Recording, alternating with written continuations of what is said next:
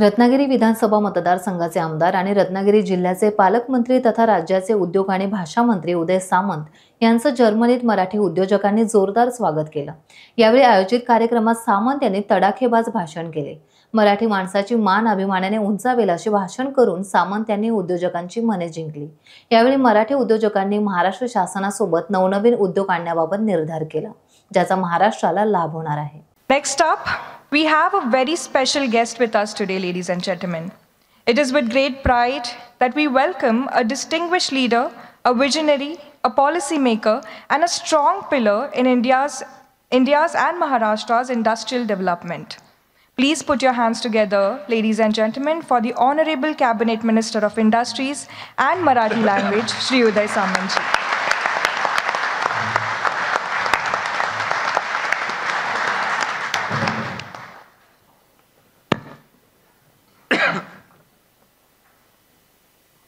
सगळ्यांनाच प्रथम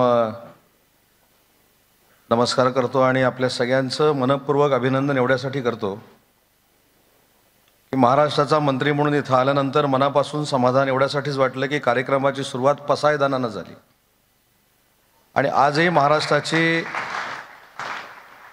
संस्कृती तुम्ही जर्मनीमध्ये आल्यानंतर जोपासताय, वाढवताय, याचा सार्थ अभिमान माझ्यासारख्या कार्यकर्त्याला आणि म्हणून तुमचं सगळ्यांचं सर्वप्रथम मी मनापासून अभिनंदन करतो। आणि महाराष्ट्रामध्ये गेल्यानंतर मराठी भाषेचा मंत्री म्हणून हे देखील आता मी सांगू शकतो की जे माझे सहकारी महाराष्ट्रामधनं जर्मनीला गेलेत ते माझ्या मराठीला विसरले नाहीत, ते ज्ञानेश्वरांना विसरले नाहीत आणि ते पसायदानाला देखील विसरले नाहीत। ही सांगण्याची संधी जर्मनीच्या माझ्या सर्व सहकाऱ्यांनी आज मला इथं उपलब्ध करून दिली। आणि अजून एक चांगली गोष्ट अजितजी तुमच्याकडनं जी मला ऐकायला मिळाली ती म्हणजे छत्रपती शिवाजी महाराजांना अभिवादन करून तुम्ही तुमच्या भाषणाची सुरुवात केली। त्याच्यामुळे माझी आपल्याला विनंती आहे की माझ्याबरोबर एकच घोषणा आपण द्यावी। ती कुठची घोषणा ती आपल्याला सगळ्यांना माहिती आहे, येणार का सगळे? छत्रपती शिवाजी महाराज की हा आपला आवाज जर्मनीमध्ये आहे, याचा देखील सार्थ अभिमान मला आहे। MIDCतनं उद्योग विभागातनं आम्ही काय करणार आहोत, काय केलेलं आहे, हे सगळं वेलर रासू साहेबांनी आपल्याला सांगितलं आहे। आज या कार्यक्रमाला CG मुबारकजी देखील उपस्थित आहेत, सर्वच व्यासपीठावरचे मान्यवर उपस्थित आहेत। मुबारक जी, मैं आपको मन से धन्यवाद देता हूँ। ये कार्यक्रम अजीत जी के साथ आपने जर्मनी में किया, इसकी ज़रूरत है, याची आवश्यकता आहे। मी अनेक वेळा ज्या वेळी परदेशामध्ये जातो, महाराष्ट्रामध्ये जातो, राज्याचा उद्योग मंत्री म्हणून जातो, त्याच्याबरोबर राज्याचा मराठी भाषेचा मंत्री म्हणून जातो आणि ज्यावेळी परदेशामध्ये गेल्यानंतर माझे महाराष्ट्रीयन मराठी भाषेमध्ये माझ्याबरोबर बोलतात, त्याचा एवढा आनंद माझ्या आयुष्यामध्ये दुसरा कुठचाच नसतो। आणि म्हणून जर्मनीच्या लोकांना तिथं कसं घेऊन जायचं याच्यासाठी मला असं वाटतं की स्टाईनरुख हे आपले ब्रँड ॲम्बॅसेडर बनलेले आहेत। त्यांनी सगळं सांगितलं, ताज कसा एक नंबरचा ब्रँड आहे, मुंबईमध्ये कसं ते राहिले, कशा पद्धतीनं त्यांचं आयुष्य गेलं, त्यांच्या मुलांनी काय केलं, कशा पद्धतीनं केलं, हे सगळं त्यांनी सांगितलं। मला असं वाटतं की आता आपल्याला जर्मनीमध्ये येऊन याच्या पलीकडे सांगायची काही आवश्यकता नाही, कारण आपला जर्मनीचा माणूस हा आपल्या सोबत आहे। त्याच्यामुळे आता आपण त्यांच्याबरोबर उद्योग घेऊन कसं पोचायचं, आपण त्यांच्याबरोबर टायअप करून महाराष्ट्रामध्ये कसं जायचं किंवा भारतामध्ये कसं जायचं, हे आपण आता महाराष्ट्रातल्या लोकांनी ठरवलं पाहिजे। अजितजी, मगाशी मी तुम्हाला सांगितलं, कारण स्थायिक रूपनी जे काय बोलले हे मला कळलं म्हटल्यावर मला इंग्रजी येतं, बरोबर ना? असा गैरसमज नको व्हायला, पण उद्योग विभागाबरोबर मराठी भाषा देखील माझ्याबरोबर आहे। आणि महाराष्ट्र हा जसा संस्कृतीनं नटलेला आहे तसा राजकारणानं देखील नटलेला आहे। त्याच्यामुळं काही गोष्टी ह्या जपून कराव्या लागतात आणि काही गोष्टी जपून बोलाव्या लागतात। पण एक मनापासून सांगतो की आज इथे येताना जर्मनीच्या उद्योजकांना देखील न्याय मिळेल अशी भूमिका घेऊन मी राज्य सरकारचा मंत्री म्हणून इथे आलोय। आणि दुसरी भूमिका इथं मी घेऊन अशी आलोय की जे माझे महाराष्ट्रातले सहकारी इथे राहतात, उद्योजक इथे राहतात, त्यांना भविष्यामध्ये महाराष्ट्रात आल्यानंतर, त्यांनी महाराष्ट्रामध्ये उद्योग सुरू केल्यानंतर आम्ही काय देणार आहोत, हे दोन्हीचे निर्णय करून मी इथं आलेलो आहे. मला तर इथं स्पष्ट सांगायचं आहे की जसे स्टाईनरूक आपले ब्रँड अँबॅसेडर आहेत, माझी हात जोडून आपल्याला देखील एक विनंती करायची आहे की तुम्ही देखील आमचे ब्रँड अँबॅसेडर आहात. आणि हे ब्रँड अँबॅसेडर कशासाठी आहात, तर आज राज्याचा उद्योग मंत्री म्हणून मी तुम्हाला वचन देऊन जातो की या जर्मन इंडस्ट्रीसाठी 500 एकरची जागा ही मी रिझर्व्ह ठेवतो. 500 एकरची जागा. पण या 500 एकरवर महाराष्ट्रातल्या माणसाच्या कर्तृत्वावर जर्मनीच्या उद्योजकांबरोबर जॉईंट व्हेंचरमध्ये आपण जर तिथे आला तर भारत देशातल्या सगळ्यात चांगल्या फॅसिलिटी आम्ही तुम्हाला मिळवून देऊ, हे सांगण्यासाठी आज मी फक्त जर्मनीमध्ये आलेलो आहे. अजून एक मी सांगितलं की मी NRM पॉलिसी आणतोय. NRM पॉलिसी म्हणजे काय मुबारक जी? NRM पॉलिसी यानी क्या है, मैंने आपको बता दिया है की जे आमची लोक महाराष्ट्र सोडून उद्योगधंद्याच्या निमित्तानं, नोकरीच्या निमित्तानं परदेशामध्ये आलेली आहेत, परंतु महाराष्ट्राच्या प्रेमापोटी त्यांना उद्योगधंदे पुन्हा एकदा महाराष्ट्रामध्ये सुरू करायचे आहेत, त्यांना देखील महाराष्ट्र शासन अतिशय चांगल्या पद्धतीच्या सुविधा निर्माण करून देईल. आणि ते जर कोण येणारे असतील तर त्याच्यासाठी देखील 100 एकर जमीन ही माझ्या MIDC मध्ये राखीव ठेवली जाईल. हा देखील माझा आपल्या सगळ्यांना शब्द आहे. आज माझे मित्र भरत गीतेंचा तुम्ही सत्कार केला. मला असं वाटतं की असे उद्योजक निर्माण झाले पाहिजेत. आणि हे उद्योजक का निर्माण झाले पाहिजेत, तर ज्या राज्यामध्ये आपण राहतो, ज्या ठिकाणी आपला जन्म झालाय, त्या ठिकाणशी आपली नाळ ही कायमस्वरूपी जोडलेली असते. मी इथं तर आता सगळ्यांचंच अभिनंदन करत असताना विशेषतः स्टाईनरूक यांचं मनापासून अभिनंदन करतो. त्यांनी काय सांगितलं, त्यांनी 2-3 महत्त्वाच्या गोष्टी सांगितल्या, ज्या खऱ्या उदय सामंतनं सांगायला पाहिजे होत्या, ज्या खऱ्या अजित रानडेंनी सांगायला पाहिजे होत्या, ज्या खऱ्या आपल्या सगळ्या लोकांनी सांगितल्या पाहिजे होत्या. पण आपल्या मराठी माणसाची जबाबदारी त्यांनी स्वीकारली. आणि खरा मुंबईचा परिसर कसा आहे, खरा महाराष्ट्राचा परिसर कसा आहे, हे आपल्याला त्यांनी सांगितलं. आणि म्हणून त्यांचा मी उल्लेख आपला माणूस म्हणून केलाय.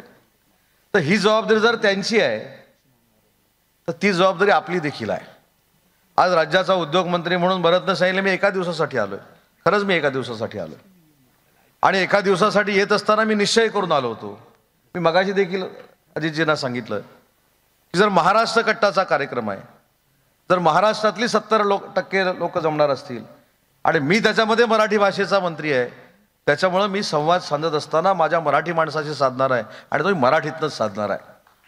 कारण शेवटी आपली जबाबदारी आहे.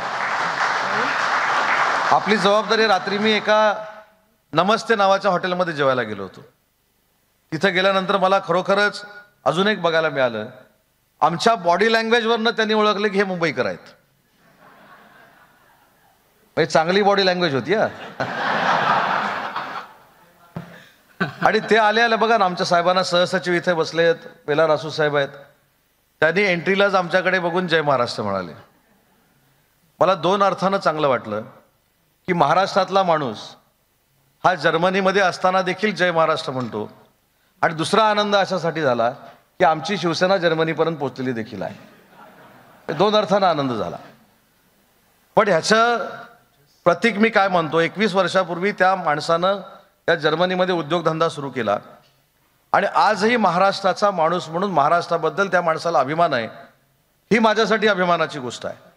त्याच्यामुळे राज्याचा उद्योग मंत्री म्हणून जर्मनीच्या इंडस्ट्रीजना जे काही द्यायचं ते देऊच, परंतु जर्मनीमध्ये राहणाऱ्या एखाद्या माणसाला असं वाटलं की उद्या महाराष्ट्रामध्ये येऊन मला उद्योगधंदा सुरू करायचा आहे, तर तुमच्या मागं देखील आउट ऑफ द वे जाऊन असं म्हणणार नाही, पण तुम्हाला नियमात बसून तुमच्या पाठीशी उभं राहू. कारण गेलेला आमचा महाराष्ट्रीयन जर्मनीतला हा परत आमच्याकडे आला पाहिजे, ही आमची प्रामाणिकपणाची भावना आहे. आणि आज तुम्हाला बघितल्यानंतर अजून एक समाधान एवढ्यासाठीच वाटलं की मगाशी पसायदान सुरू होतं आणि पसायदान सुरू असताना सगळीकडे बघत होतो. माझ्या दृष्टीनं आश्चर्याचा धक्का होता की जमलेल्यापैकी 80% लोक स्वतः पसायदान म्हणत होती. आणि महाराष्ट्राची संस्कृती काय आहे, मी जसा उद्योग विभागाचा मंत्री आहे तसा मराठी भाषेचा मंत्री आहे. आपण वर्तमानपत्रातनं वाचलं असेल, आपण अनेक ठिकाणी सोशल मीडियाला देखील बघितलं असेल की आपल्या मराठीच्या माणसाचं जे स्वप्न होतं, महाराष्ट्राच्या माणसाचं जे स्वप्न होतं की माझ्या मराठी भाषेला केंद्र सरकारचा अभिजात भाषेचा दर्जा मिळावा, त्यावेळी आम्हाला मिळाला. पण त्याचं मुख्य कारण काय होतं ते आज मी तुम्हाला सांगतो. थोडंफार प्रत्येक ठिकाणी कॉन्ट्रोवर्शियल सिच्युएशन क्रिएट होते की मराठीला नक्की किती वर्ष झालेली आहेत, मराठी भाषा नक्की किती वर्षापूर्वीची आहे. पण याच्यावर जर शिक्कामोर्तब कोणी केलं असेल तर याच पसायदाननं केलं, याच ज्ञानेश्वरीने केलं आणि केंद्र सरकारला दाखवून दिलं की माझी मराठी भाषा ही ज्ञानेश्वरांची भाषा आहे, ती 750 वर्षापूर्वीची आहे आणि म्हणून आपल्याला अभिजात भाषेचा दर्जा मिळाला. आणि आज एवढ्या आधुनिक जगात राहून सुद्धा मला आनंद काय, तेवढ्या आधुनिक जगात राहून सुद्धा माझी मातृभाषा मराठी आहे हे सांगताना तुम्हाला कोणालाही लाज वाटली नाही, हे माझ्या दृष्टीनं अतिशय महत्त्वाचं आहे. आज जरी मी अवॉर्ड फंक्शनसाठी आलो असलो, आज जरी मराठी महाराष्ट्र कट्टासाठी मी आलो असलो, तारडेसाहेब अजून मला आपल्याला एक विनंती करायची आहे. आजचा कार्यक्रम झाल्यानंतर तुमची जबाबदारी संपली नाही, आजचा कार्यक्रम झाल्यानंतर तुमची जबाबदारी वाढलेली आहे. आज महाराष्ट्रातलं ठीक आहे, एअर इंडियानं बक्षीस लावलंय, कुपन काढलंय, हे सगळं ठीक आहे, ते आपण समजू शकतो. पण माझी आपल्याला विनंती आहे की या NRM पॉलिसीचा अभ्यास आपण सगळ्यांनी मिळून केला पाहिजे. ही NRM पॉलिसी आम्ही का आणतोय याचा विचार आपण सगळ्यांनी केला पाहिजे. अनेक वेळा मी ज्यावेळी परदेशामध्ये जातो, अनेक वेळा काही मराठी उद्योजकांची चर्चा करण्याची संधी मला मिळते, ते कुठंतरी असं वाटतं की मराठी माणूस हा जगाच्या पाठीवर आहे त्याच्यापेक्षा मोठा झाला पाहिजे. आज सकाळी एका मराठी माणसाचा मला फोन होता, त्याचं नाव गणेश निबे नावाचं आहे. त्याची आई सोलापूरमध्ये उसाचा रस विकायची. पण आज तुम्ही महाराष्ट्रामध्ये गेल्यानंतर गणेश निबे कोण आहे जर विचारलं तर डिफेन्समधला सगळ्यात मोठा बिझनेस करणारा जर मराठी माणूस कोण असेल तर तो गणेश निबे आहे. आज त्यानं सकाळी मला काय सांगितलं, कधीतरी 2 वर्षापूर्वी मी त्याच्या काही फाईलवर सह्या केल्या होत्या आणि फाईल न बघता सह्या केल्या होत्या. फाईल न बघता म्हणजे याचा अर्थ तुम्हाला कळला असेल, फाईल न बघता सह्या केल्या होत्या. पण आज सकाळी त्यानं मला फोन करून सांगितलं की ज्या फाईलवर तुम्ही 2 वर्षापूर्वी एक मराठी माणसाच्या फाईलवर सही केली होती, त्या मराठी माणसानं 52 कोटी रुपयाचं हॉकर प्लेन घेतलं, ते तुमचं झालेलं आहे. तुम्ही त्याच्यातनं आता कधीही फिरायला हरकत नाही. एक मराठी माणूस जर स्वतःचं प्लेन घेत असेल, फ्लाईट घेत असेल तर त्याच्या एवढा दुसरा अभिमान कुठचाच नसतो. आणि म्हणून मला असं वाटतं की जर्मनीतल्या मराठी माणसांनी देखील, महाराष्ट्रातल्या उद्योजकांनी देखील या सगळ्या गोष्टीकडे डोळस पद्धतीनं बघण्याची गरज आहे. आज मुबारकजींनी हा समन्वय साधला, महाराष्ट्र कट्टाला बरोबर घेऊन काम केलं, ह्या सगळ्या चांगल्या गोष्टी आहेत. पण मी सांगत असताना अजून एक सांगितलं की या कार्यक्रमांमुळे आपली आता जबाबदारी वाढलेली आहे. या जबाबदारीला आपण कशा पद्धतीनं चांगलं उतरू शकतो याचा अभ्यास देखील आपण केला पाहिजे. मगाशी भरत गीते मी हॉटेलला असताना रूमवर आले आणि मला म्हणले तुमचा मफलर छान दिसतोय. आता ते चांगल्या अर्थानं म्हणाले की वाईट अर्थानं म्हणाले मला माहीत नाही. त्याच्यामध्ये 2 अर्थ असू शकतात. एक तर चांगला दिसतोय खरं असेल, किंवा दुसरा असा असेल की तुम्ही जर्मनीमध्ये प्राईज डिस्ट्रीब्युशनला आलाय, अवॉर्ड द्यायला मला आलाय, तुम्ही ब्लेझर घालायला पाहिजे होता. हे 2 अर्थ त्याच्यामध्ये असू शकतात. पण माझ्या माणसाला माझ्याशी संवाद करत असताना ब्लेझर घालायची काय आवश्यकता आहे असं मला वाटत नाही, किंवा सुटाबुटा द्यायची काय आवश्यकता आहे असं मला वाटत नाही. माझा माणूस ज्या ताकदीनं आज जर्मनीमध्ये काम करतोय त्यांना आलेला मंत्री देखील आपला घरचा वाटला पाहिजे आणि तो महाराष्ट्रातनं आलेला असं वाटला पाहिजे. म्हणूनच भरतजी मी ह्या पेहरावामध्ये आलोय, त्याच्यामुळे काही गैरसमज तुम्ही करून घेऊ नका. 5 सूट घेऊन आलो होतो. सकाळी शांतपणाने विचार केला कुठच्या कलरचा घालू, काय करू, नंतर लक्षात आलं महाराष्ट्रातल्या कार्यक्रमाला जातोय, महाराष्ट्राच्याच पेहरावात जाऊया. त्याच्यामुळं मला असं वाटतं की आजचा हा कार्यक्रम हा आपल्या सगळ्यांच्या दृष्टीनं अतिशय महत्त्वाचा आहे. मी MIDCवर किंवा उद्योग विभागावर जास्त का बोलत नाही, कारण आमच्या वेलारासू साहेबांनी नक्की आमच्याकडे पोटेन्शियल काय आहे, किती जर्मनी कंपन्या आहेत, किती जर्मनी कंपन्यांच्या बँकांची नावं राहिली हे देखील आपल्याला ऐकायला मिळालं. त्याच्यामुळे जर्मनीत आल्यानंतर वेलारासू साहेब आपल्याला अनेक त्रुटी देखील कळल्या की आम्ही ज्या फोर्सनं ते व्हिडिओ करून आलो होतो, म्हणजे जर्मनीची लोक किती डोळस पद्धतीनं महाराष्ट्राकडे बघतायत याचं मूर्तिमंत उदाहरण आहे. त्यांनी आमच्या स्लाईडमध्ये सांगितले हे इन्क्लूड करा. म्हणजे आपल्यापेक्षा डोळस ते आहेत. आणि हे खरोखर आमच्यासाठी चांगलं आहे की महाराष्ट्राकडे किंवा महाराष्ट्राच्या उद्योग विभागाकडे आज सरकार चालवत असताना जर्मनीतली लोक देखील अतिशय चांगल्या पद्धतीनं बघतायत. हे अतिशय आपल्यासाठी सकारात्मक बाब आहे. त्यांनी वाईन फेस्टिवलचा एक उल्लेख या ठिकाणी केला स्टुटगार्टच्या. मी दावोसला ज्यावेळी स्टुटगार्टला भेटायला गेलो होतो तिथले मेयर मला भेटले होते आणि त्यांनी मला सांगितलं की आम्हाला वाईन फेस्टिवलसाठी तिथं यायचं आहे. हे मी आवर्जून का सांगतोय तर आपल्या महाराष्ट्राची ताकद तुम्हाला कळेल. हे वाईन फेस्टिवलसाठी सगळी लोक आली.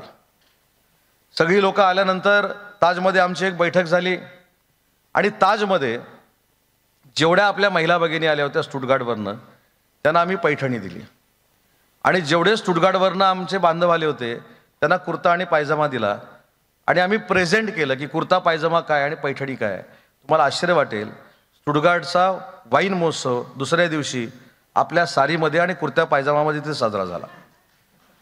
मला असं वाटतं आपण लावू ती सवय आहे, आपण लावू ती सवय आहे. आणि म्हणून मला असं वाटतं की उद्योजकांनी कुठंतरी आपण किती कोटीचे मालक आहोत, आपली इंडस्ट्री केवढी मोठी आहे याच्यापेक्षा आपण महाराष्ट्रातले आहोत आणि महाराष्ट्राच्या प्रती आपल्याला काहीतरी योगदान द्यायचं आहे, महाराष्ट्राच्या प्रती आपल्याला काहीतरी करायचं आहे. या सगळ्या गोष्टी आपण केल्या पाहिजेत. आज अजून एक निर्णय मी घेतलाय.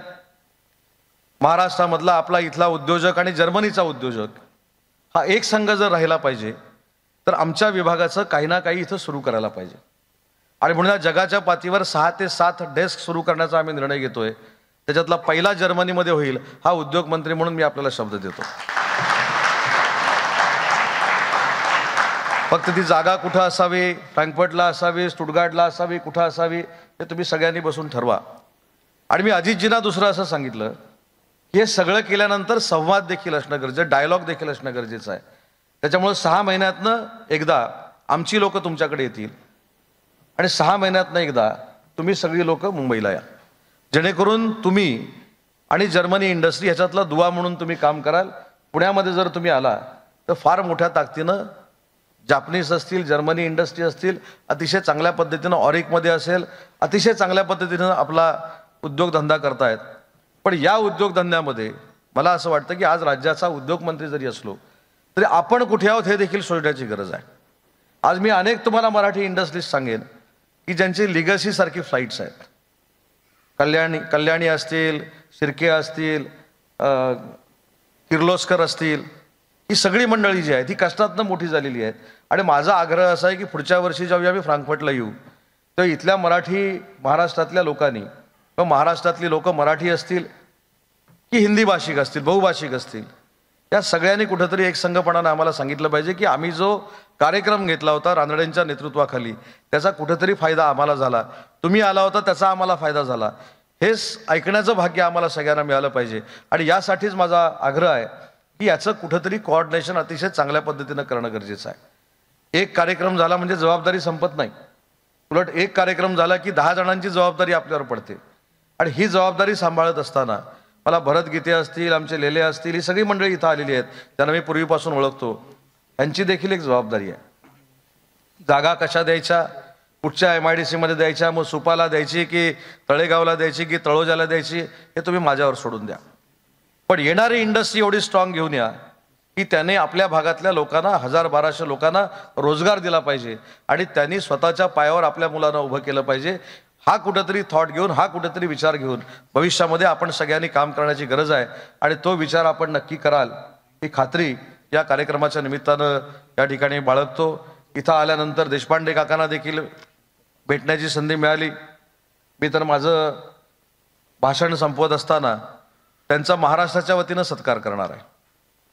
मला मिळालेली शाल मी त्यांना देणार आहे, कारण त्या शालीचे खरे हकदार हे देशपांडे काका आहेत.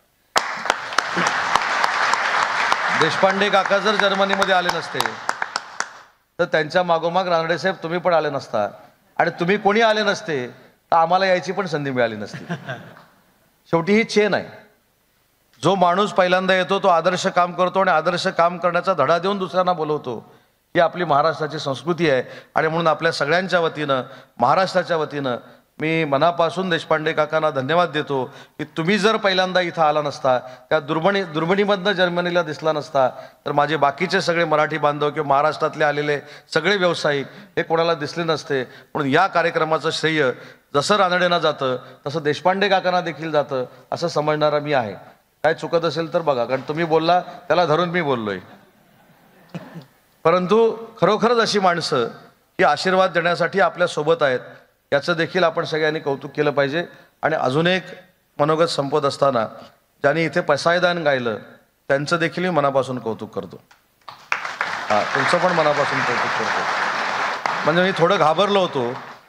पसायदान हे इंग्रजीमधनं समजवत असताना पसायदान देखील तुम्ही इंग्रजीमध्ये म्हणता की काय असं मला कुठेतरी वाटायला लागलं होतं. पण पसायदान अतिशय चांगल्या पद्धतीनं एखाद्या प्रोफेशनल गायिकीला लाजवेल असं आपण या ठिकाणी म्हटलं आणि महाराष्ट्राची अस्मिता जपली, त्याबद्दल तुमचं देखील मनापासून कौतुक करतो. आणि आपल्या सगळ्यांच्या वतीनं देशपांडे काकांचं सत्कार करून मी माझं मनोगत संपवतो. जय हिंद, जय महाराष्ट्र.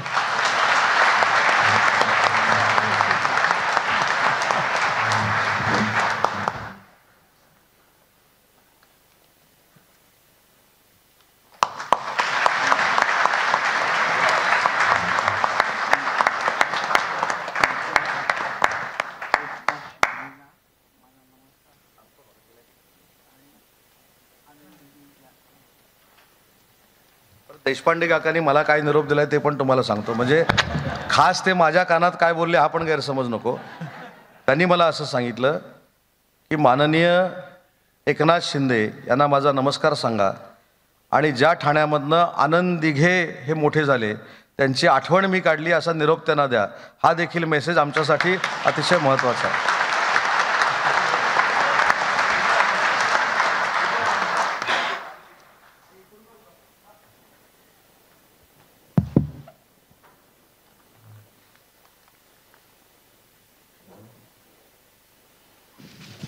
किंवा माझ्या वतीनं तुम्हीच सांगा. या ना, अहो या तुम्ही, और आपण दोघांनी सांगूया. या ना. आपण इंडस्ट्रीचा एक दुबईला कार्यक्रम घेतोय, त्याची अनाउन्समेंट ते करतायत. त्यांनी केल्यानंतर सुद्धा माझा त्यांना सपोर्ट आहे असं समजा. आहे का? नमस्कार. आदरणीय उदय सामंत यांच्या अतिशय डायनामिक नेतृत्वाखाली महाराष्ट्राची औद्योगिक क्षेत्राची प्रचंड घोडदौड चालू आहे. मला वाटतं आपण सगळ्यांनी एकदा उभा राहून त्यांच्यासाठी टाळ्या वाजवल्या पाहिजेत. कारण नाही सर, यू डिझर्व दिस. जसं भरत म्हणले की एका कार्यक्रमासाठी तर ते 7,000 किलोमीटर ट्रॅव्हल करत असतील, तर त्यांचं महाराष्ट्राविषयी असलं प्रेम आणि त्यांचं नेतृत्व, सर तुम्हाला सलामच आहे. टाइम्स डिजिटलला लाईक करा, शेअर करा, सबस्क्राईब करा आणि बेल आयकॉन दाबायला विसरू नका. Times digital.